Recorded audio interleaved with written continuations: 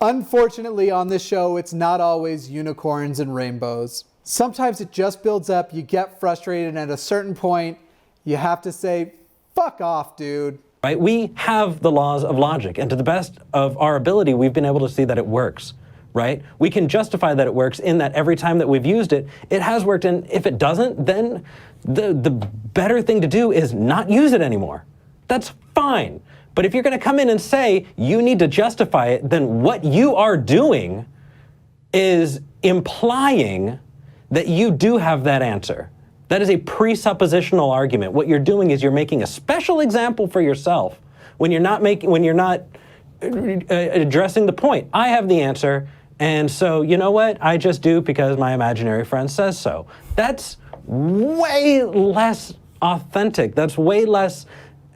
It doesn't answer anything because it doesn't have predictive power. It doesn't have the ability to test it in other places. I do because I said so doesn't really answer anything. And so if you don't like the answer, then fucking welcome to the human condition. We all have it. He's on hold still. No. Too. Fuck this guy. Next call. Like, you need to show so many fucking parts of that. What is energy? What are meridian lines? How do we know that acupuncture is a thing?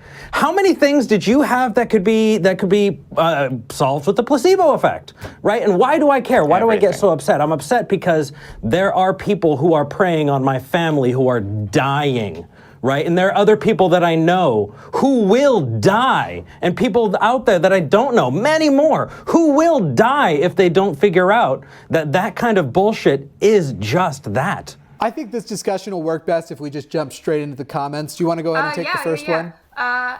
Eric is just so done. LOL. Yeah, and that's kind of the point I was going to make. Like, at a certain point, you just run out of patience. And with specific things, I get so annoyed much faster than Eric does.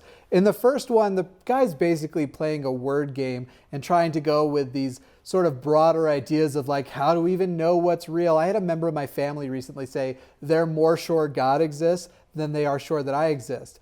That's a state of delusion. That is not anything anyone should brag about. A person you cannot experience with any of your senses, you are more certain of their existence than the existence of me. That's just stupid to say. Yeah, I mean, I really love seeing Eric actually go off on this, because, you know, even the kind of like wooey arguments, I know Mike was on recently as well, like even new agey type stuff is still really damaging. And so seeing Eric just like get mad and go off on this person, deservedly so, like, was really satisfying to see, and it made me really like admire Eric all the more. So let me ask you this. Does the same thing happen to you where you meet people who are like adequately skeptical about everything in their life when it comes to like, yes, psychics are clearly bullshit. I learned about cold reading, and energy stuff is bullshit. I learned about the placebo effect. And then they go, but that Jesus answers my prayers. And you just go, what?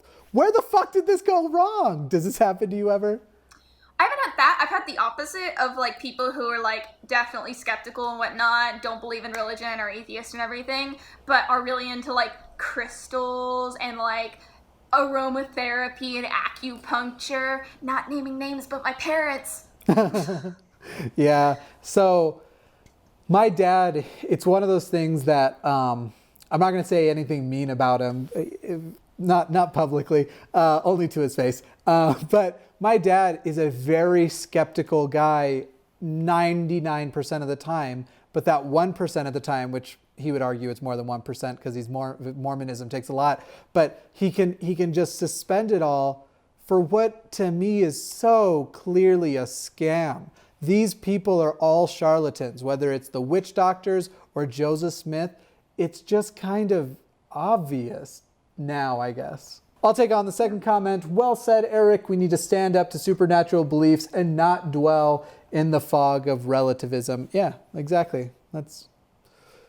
Yeah, we pretty much covered that responding to the first question or first comment.